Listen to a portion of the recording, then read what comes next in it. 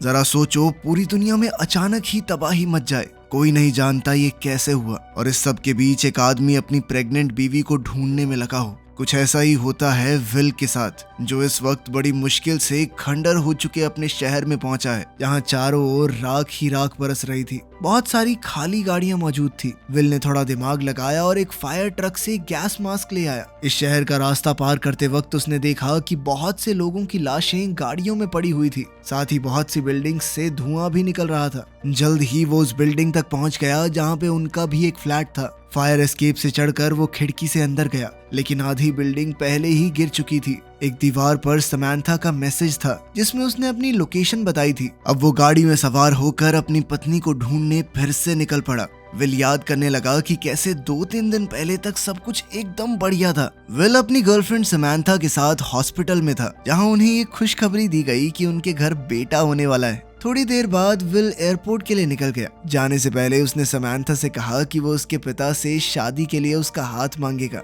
Chicago पहुंचकर will ने सबसे पहले अपनी सारी बिजनेस मीटिंग्स अटेंड की और फिर समैंथा के माँ बाप पॉला और टॉम के घर गया। घर का माहौल काफी सीरियस नजर आ रहा था। डिनर के वक्त टॉम ने सीधा सीधा विल से पूछा कि तुम मेरी बेटी के साथ क्या चाहते हो, और कभी अगर फ्यूचर में तुम अलग हो गए तो तुम हमारे दिए हुए पैसों पे हक तो नहीं जताओगे जो हम समैंथा को देंगे। इस पर विल ने जवाब दिया कि देखिए, मैं अच्छे पैसे कमाता हूँ, मैं पैसों के लिए आपकी लड़की से शादी नहीं कर रहा, वो मेरी जिंदगी का प्यार है। लेकिन न जाने क्यों टॉम को विल की किसी भी बात पर यकीन नहीं हो रहा था। इस बात पे दोनों के बीच बहस शुरू हो गई। पॉला ने बीच में आकर झगड़ा रोकने की कोशिश की, लेकिन सिचुएशन और ज्यादा बिगड़ गई। आखिर में पॉला ने विल को ये कहकर घर से भेज दिया कि देखो, रात बहुत हो गई है, तुम्हें जाना चाहिए। अगली सुबह विल की आंख समैंथा की एक वीडियो कॉल से खुली। फोन देखकर उसे एहसास हुआ कि वो वापसी की फ्लाइट के लिए लेट हो चुका है। समैंथा ने ये जानने के लिए फोन किया था कि कल रात को तुम पापा मम्मी से मिलने गए थे, कैसी रही मुलाकात। लेकिन समैंथा के यहाँ एकदम से बिजली चली गई। समैंथा ने कहा कि बड़ा अजीब सा लग रहा है, कॉल के बीच में अजीब सी आवाजें आ रही हैं। फोन की स्क्रीन में भी कुछ हलचल हुई और फिर अचानक फोन कट गया। विल बार बार कॉल करने की कोशिश कर रहा था, लेकिन कोई उठा ही नहीं रहा था। जब वो एयरपोर्ट पहुंचा तो उसे पता चला कि सारी फ्लाइट्स कैंसिल हो चुकी हैं। न्यूज में बताया जा रहा है कि कैलिफोर्निया के पास एक बहुत ही भयंकर भूकंप आया है। थोड़ी देर बाद तो न्यूज के सिग्नल भी चले गए और पूरे एयरपोर्ट की बिजली कट गई। विल ने बिना वक्त गवाए टैक्सी लेने की सोची, और जब उसने ड्राइवर को थोड़े एक्स्ट्रा पैसे देने की बात की तो वो मान गया। टैक्सी सीधा जाकर समैंथा के माँ बाप के घर रुकी। विल ने पॉला और टॉम को पूरे हालात समझाए। खिड़की से फाइटर जेट्स आसमान में दिख रहे थे। टॉम ने फैसला किया कि वो समैंथा को ढूंढने जाएगा और पॉला उनके बेटे के घर जाएगी। अब समैंथा को ढूंढने विल और टॉम दोनों साथ में निकल पड़े। रास्ते में ट्रैफिक बहुत ज्यादा था। जीपीएस और नेटवर्क पूरी तरह फेल हो चुका था और लोग सुपरमार्केट्स लूट रहे थे ताकि इस इमरजेंसी के हालात में उनके घरों का राशन खत्म न हो। दोनों एक पेट्रोल पंप पे रुके जहां विल पेट्रोल भर रहा था और टॉम ने अंदर जाकर सफर के लिए कुछ सामान बांधा। तभी कुछ लोग विल से झगड़ने लगे और उन्होंने उसकी गाड़ी छीनने की बात कही। जब बात ज्यादा बढ़ गई तो टॉम ने कहा कि 1 मिनट में आपको पैसे दे देता हूँ, लेकिन निकाली उसने पैसों की जगह बंदूक, जिसे दिखाकर उसने उन्हें भगा दिया। हाईवे पे आर्मी चेक पॉइंट था। टॉम ने उनसे बात करके उन्हें समझाया कि मेरी बेटी वहाँ फंसी हुई है, मुझे पता नहीं सही है वो कि नहीं। एक बाप की गुहार सुनकर वो भी मान गए और उन्हें आगे बढ़ने की परमिशन मिल गई। रास्ते में उन्हें बहुत सारी आर्मी ट्रेन्स वेस्ट की तरफ जाती हुई दिखाई दी, जिससे उन्होंने हिसाब लगाया कि माहौल सच में बहुत खराब है। रात को एक पुलिस ऑफिसर ने उनकी गाड़ी रोक दी। टॉम तुरंत समझ गया कि ये असली पुलिस वाला नहीं है, बल्कि एक आम आदमी है जिसने किसी पुलिस वाले की गाड़ी चुराई थी। जब उस आदमी ने बंदूक निकाली तो टॉम गाड़ी रिवर्स में भगाकर बच निकला, लेकिन उस आदमी ने उनका पीछा करना शुरू कर दिया। टॉम ने विल को बंदूक थमाई और वो उसे चलाने की कोशिश करता रहा, लेकिन उसे यही समझ में नहीं आ रहा था कि इसे अनलॉक कैसे करते हैं। टॉम ने गाड़ी चलाते हुए उसे समझाया कि क्या करना है और विल ने आखिरकार गोली चला दी। कुछ देर तक ऐसा ही चलता रहा। फिर टॉम ने गाड़ी को जिस तरह घुमाई कि उस नकली पुलिस वाले की गाड़ी का एक्सीडेंट हो गया। थोड़ी आगे जाकर उन्होंने देखा कि कुछ हिरन रास्ते में आ गए थे। टॉम ने उन्हें बचाने के लिए गाड़ी घुमाई और जल्द ही उनका भी एक्सीडेंट हो गया। इतने में वो नकली पुलिस वाला फिर से उनके पास पहुंच गया था। उसने विल को धमकाना शुरू कर दिया, लेकिन टॉम ने पीछे से उस पर हमला करके उसे बेहोश कर दिया। अब टॉम की रिब्स में काफी चोट आई थी। जल्द ही उन्होंने उस नकली पुलिस वाले की गाड़ी का इस्तेमाल करके अपनी गाड़ी को बाहर निकाला। अगले दिन वो एक ट्रेलर पार्क पहुंचे जहां लोग उन पर भरोसा नहीं कर रहे थे, लेकिन एक गैराज में उनकी मुलाकात रिकी से हुई। रिकी ने उन दोनों की खस्ता हालत देखी और उनकी गाड़ी को ठीक करने के लिए मान गई। रेडियो पे बताया गया कि सिर्फ शॉर्ट वेव और सिग्नल्स चल रहे हैं। जो कुछ भी हुआ था उस पर सरकार का अब तक कोई जवाब नहीं आया था। क्या हो रहा है, कैसे हो रहा है, किसी को नहीं पता। आसमान में पक्षी बहुत ही अजीबोगरीब तरीके से उड़ रहे थे। ये बात तो पक्की थी कि कुछ बहुत गलत होने वाला है। टॉम जब वॉशरूम गया तो उसने अपनी चोट देखी। उसका जख्म पहले से बढ़ गया था। रिकी ने उन्हें बता भी दिया कि गाड़ी अभी बस टेम्परेरी ठीक हुई है, कभी भी बीच में खराब हो सकती है, मुझे मत कहना कि बताया नहीं। जब टॉम ने सुना कि रिकी कैलिफोर्निया जाने का प्लान बना रही है तो उसने रिकी को एक डील ऑफर की। टॉम ने कहा कि मैं तुम्हें पैसे दूंगा मेरे साथ चलने के लिए, इससे तुम अपनी मंजिल के करीब रहोगी और बदले में जब भी हमारी गाड़ी खराब हो तो तुम उसे ठीक कर देना। थोड़ी देर सोचने के बाद रिकी ने हाँ कर दी, बस ज्यादा ही पैसे मांग लिए। फिर उन्होंने गाड़ी में रिकी के सारे औजार भरे और फट से निकल गए। शाम को उन्होंने देखा कि एक गाड़ी उनके पीछे आ रही है। उन्होंने तुरंत गाड़ी रोक के लाइट्स बंद कर दी। जब तक दूसरी गाड़ी उन्हें क्रॉस नहीं कर गई तब तक सब चुपचाप वेट कर रहे थे। फिर उन्होंने अपनी टेल लाइट्स को गाइड की तरह इस्तेमाल करते हुए उस गाड़ी का पीछा करना शुरू कर दिया। कुछ देर बाद रिकी ने अपनी कंपास चेक की तो उसकी सुई बहुत ज्यादा तेजी से घूम रही थी, जैसे कि धरती की मैग्नेटिक फील्ड में कुछ अजीब बदलाव आ रहे हों। तभी उनकी रोड के साइड से एक और कार आई। विल को तेजी से इस गाड़ी से बचना पड़ा। जिस गाड़ी का वो पीछा कर रहे थे वो नई गाड़ी उस पुरानी गाड़ी से टकरा गई और वो दोनों ही गाड़ियां रोड से बाहर जा गिरी। विल ने पहली गाड़ी को चेक किया पर कोई जिंदा नहीं बचा था। रिकी ने दूसरी गाड़ी देखी जिसमें एक औरत की मौत हो चुकी थी, लेकिन उसका पति अभी जिंदा था और वो कुछ कहने की कोशिश कर रहा था। उसके गले से आवाज ही नहीं निकल रही थी और उसकी हालत भी बहुत ज्यादा खराब थी। जब रिकी ने विल से कहा कि उसे हॉस्पिटल ले जाना चाहिए तो टॉम ने ये कहकर साफ मना कर दिया कि हॉस्पिटल बहुत दूर है, रास्ते में ही मर जाएगा ये। टॉम और विल गाड़ी में वापस आकर बैठ गए पर रिकी अब भी वहीं बाहर ही खड़ी रही। वो उन लाशों को बड़े गौर से देख रही थी, जैसे कुछ समझने की कोशिश कर रही हो। फिर एक और गाड़ी रुकी और कुछ अजीब से दिखने वाले आदमी उसमें से उतरे। टॉम चौकन्ना हो गया, गाड़ी तेज चलाने लगा ताकि वो लोग दूर हो जाएं, पर विल ने मना किया और कहा कि पहले रिकी को ले चलो। तब टॉम ने जल्दी से रिकी को अंदर बैठाया और गाड़ी चला दी। टॉम ने बताया कि अगर विल उसे ना कहता तो वो रिकी को नहीं बैठाने वाला था। रिकी को ये बात बहुत बेकार लगी कि वो उसे छोड़कर जाने वाले थे और उसने कहा कि अब मैं गाड़ी ठीक नहीं करूंगी। तब टॉम ने गाड़ी को हल्का सा झटका दिया जिससे रिकी का चेहरा फ्रंट सीट से आकर टकरा गया। थोड़ी देर बाद जब वो लोग पेट्रोल भरने के लिए रुके तो रिकी और विल को कुछ अजीब से बादल दिखाई दिए। इन्हें देखकर लग रहा था कि कुछ तो गड़बड़ है। अचानक उनके पास मौजूद एक पोल पर बिजली गिरी और एक भयानक तूफान शुरू हो गया। अचानक से ये सब देखकर वो थोड़ा घबरा गए। टॉम को अब गाड़ी चलाने में बहुत दिक्कत हो रही थी। गाड़ी की लाइट्स ऑन होने के बावजूद भी रास्ता मुश्किल से दिख रहा था। तो उन लोगों ने फैसला किया कि पुल के नीचे रुक जाते हैं जब तक बारिश नहीं रुक जाती। अगली सुबह मौसम ठीक था तो उनका ट्रिप फिर से शुरू हो गया। जब वो लोग एक रेडियो टावर के पास से गुजरे तो कार ने रेडियो सिग्नल पकड़ लिया। रिपोर्टर ने बताया कि कहीं पर भी इंटरनेट सेवा मौजूद नहीं है। Mobile phones out of network थे और बहुत कोशिशों के बाद भी सरकार से कोई खबर नहीं मिल पा रही। वो तीनों जल्द ही एक शहर के बाहर पहुंचे जहां लोगों ने अपनी गाड़ियों के साथ रोड ब्लॉक कर रखा था। शेरिफ ने थोड़ा ध्यान से उन्हें देखा और अंदर आने से मना कर दिया, पर जब विल ने बताया कि वो यहाँ के कुछ लोगों को जानता है और उनके नाम शेरिफ को बताए तो फिर शेरिफ मान गया।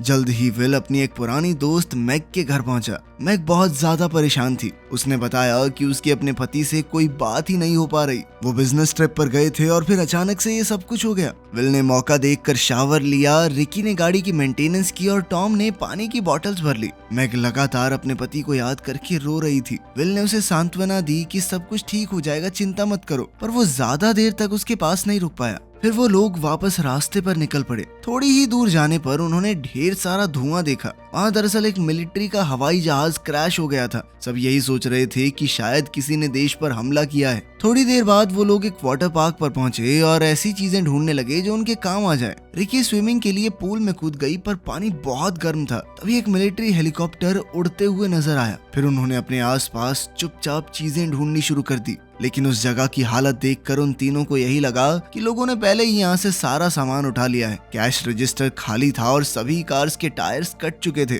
लेकिन पेट्रोल के कैंस भरे जा सकते थे। टॉम अपनी चोट की वजह से ज्यादा वजन नहीं उठा सकता था, इसलिए विल ने जिम्मेदारी उठा ली। रात को जब वो लोग एक एंटीना के पास से गुजर रहे थे तब उनके फोन्स में अचानक से नोटिफिकेशन आनी शुरू हो गई। टॉम के फोन पर समंथा के मैसेजेस आए। वो वॉइस मेल पर उसके लिए अपना प्यार जता रही थी, पर मैसेज में समंथा की आवाज से ज्यादा सिग्नल की खराश थी और अचानक मैसेज बीच में ही रुक गया। टॉम ने भी अपनी पत्नी पॉला को कॉल करने की कोशिश की लेकिन सिग्नल नहीं आया। तभी उन्होंने रास्ते में लोगों की लाइन देखी जो बुरी तरह खास रहे थे। दूर से ही धुआं उठ रहा था और जैसे ही वो लोग पास गए, सामने का नजारा देखकर उनके होश उड़ गए। पूरा इलाका आग से जल रहा था। रिकी ने डर के मारे कहा कि हमें वापस जाना चाहिए, लेकिन विल ने थोड़ी हिम्मत जुटाते हुए कहा कि इसके अलावा कोई रास्ता नहीं है हमारे पास, और उसने गाड़ी की रफ्तार फुल स्पीड पर कर दी। जब वो उस एरिया को क्रॉस कर रहे थे तो गाड़ी को धुएं और राख ने घेर लिया। कुछ देर चलने के बाद उनके सामने एक मदद मांगती हुई औरत आई। रोड के किनारे उसकी गाड़ी भी थी जिसका टायर पंचर हो चुका था। रिकी और विल को उस पर तरस आ गया और वो उसकी मदद करना भी चाहते थे, और अचानक कुछ आदमी बंदूक लेकर बाहर निकल आए। पता चला कि उस औरत को झूठ बोलने और लोगों को फंसाने के लिए मजबूर किया गया था। वो आदमी उनका पेट्रोल चुराने की कोशिश कर रहे थे। विल ने एक आदमी से लड़ने की कोशिश की पर उस आदमी ने आसानी से विल को पटक दिया। टॉम अपनी बंदूक निकाल कर लाया लेकिन अपनी टूटी हुई रिब्स के दर्द की वजह से वहीं गिर पड़ा। फिर उन आदमियों ने रिकी को जबरदस्ती पेट्रोल भरने को कहा और बचे हुए पेट्रोल के कैंस चुरा के भाग गए। तीनों गाड़ी में बैठ गए और विल ने उस औरत को भी अपने साथ चलने को कहा, पर वो अपने बेहोश पति के पास ही रुकना चाहती थी। इसके बाद ढेर सारे धुएं के बीच एक कार चेज शुरू हो गई। उन लोगों ने आगे से फायरिंग शुरू कर दी तो विल ने उनकी गाड़ी को अपनी गाड़ी से जोरदार टक्कर मारी। टॉम लगातार खांस रहा था और उससे बंदूक नहीं चल पा रही थी, तो उसने बंदूक रिकी को देकर चलाने को कहा। रिकी के थोड़े निशाने तो मिस हुए, पर फिर रिकी ने उनके टायर पर गोली मारकर उसे उड़ा दिया, जिससे उनकी गाड़ी उलट गई। रिकी ने जल्दी से पेट्रोल के कैंस लेने की कोशिश की, पर एक आदमी ने कैंस को पकड़ कर रखा। रिकी जल्दी से एक कैन को तो वापस ले आई, पर तभी विल ने देखा कि गाड़ी में से पेट्रोल लीक हो रहा है और कभी भी वहां धमाका हो सकता है। इसीलिए उसने रिकी को भागने के लिए कहा। किस्मत से वो लोग काफी दूर थे जब उनकी गाड़ी में धमाका हुआ। थोड़ी देर बाद रिकी ने विल से कहा कि वो गाड़ी रोक दे, और फिर वो गाड़ी से बाहर निकल गई। दरअसल उसे उन लोगों को मारने के लिए बहुत बुरा लग रहा था जो कार क्रैश में मरे थे। ना वो गोली चलाती, ना उनकी गाड़ी क्रैश होती, ना उनकी जान जाती। लेकिन फिर टॉम और विल ने उसे समझाया कि उसने उनकी जान भी तो बचाई है। अगर उन्हें ना मारते तो वो लोग हमें मार देते, गोली चला रहे थे ना हमारे ऊपर। रिकी ने कहा कि मुझे कुछ देर के लिए अकेला छोड़ दो, और विल ने बिल्कुल ऐसा ही किया। जल्द ही सूरज उगने लगा, लेकिन रिकी अब तक वापस नहीं आई थी। विल ने उसका नाम पुकारा पर कोई जवाब नहीं मिला। उनकी काफी सारी चीजें भी गायब थी। तब टॉम कहने लगा कि उन्हें रिकी को साथ लाना ही नहीं चाहिए था। खैर, थोड़ी देर रुकने के बाद वो लोग फिर आगे बढ़ गए। अचानक से टॉम को खून की खांसी होने लगी, जिसके बाद वो लोग एक क्रैश साइट पर रुक गए जहाँ कई गाड़ियां और एक ट्रेन भी थी। विल वहां से थोड़ा पेट्रोल ढूंढना चाहता था। जब विल वापस आया तो उसने देखा कि टॉम सांस नहीं ले पा रहा, क्योंकि शायद उसकी रिब्स का कोई टुकड़ा उसके लंग्स को पंचर कर चुका था। विल ने जल्दी से टॉम की छाती में सुई घुसाकर थोड़ा प्रेशर रिलीज किया, जिससे टॉम को सांस लेने में थोड़ी आसानी होने लगी। जल्द ही वो फिर से आगे बढ़ चले और टॉम ने विल से वादा मांगा कि वो उसकी बेटी समंथा का ख्याल रखेगा। दोनों ने अपनी जिंदगी की पुरानी यादें एक दूसरे के साथ साझा की, और टॉम ने आखिरकार मान ही लिया कि विल सच में एक अच्छा इंसान है। उसे पता था कि समंथा प्रेग्नेंट है, और अब उसे यकीन हो गया था कि विल एक अच्छा बाप बनेगा। शाम को जब वो एक ब्रिज क्रॉस कर रहे थे तो उन्हें बहुत सारी खाली गाड़ियां दिखाई दी। फिर उनके रास्ते में कुछ आदमी हथियारों के साथ आ गए। विल ने कहा कि प्लीज हट जाइए, मैं अपने दोस्त को हॉस्पिटल ले जा रहा हूँ, लेकिन उन लोगों ने विल को आगे नहीं जाने दिया। विल समझ गया कि अगर यहाँ रुका तो बहुत बड़ी मुसीबत में फंस जाएगा। उसने जल्दी से गाड़ी रिवर्स में भगाई और दो आदमी बाइक्स पर उसका पीछा करने लगे,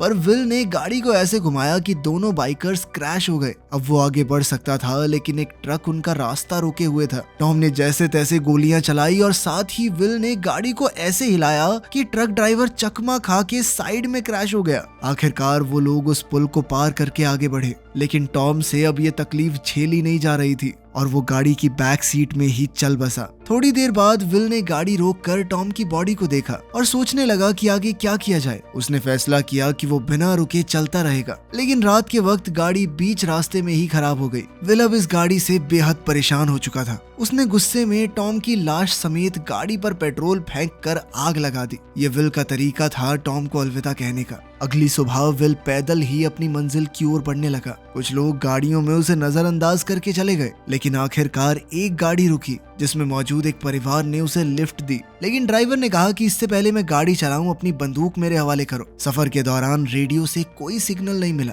कुछ देर बाद वो लोग विल के पिता के घर पहुंचे। वहां विल ने उस परिवार से कहा कि आप जो चाहे यहाँ से ले जा सकते हैं, अगर बदले में मुझे अपनी गाड़ी दे दें तो। वो लोग इस डील के लिए मान गए और जाते वक्त विल ने अपनी बंदूक भी वापस ले ली।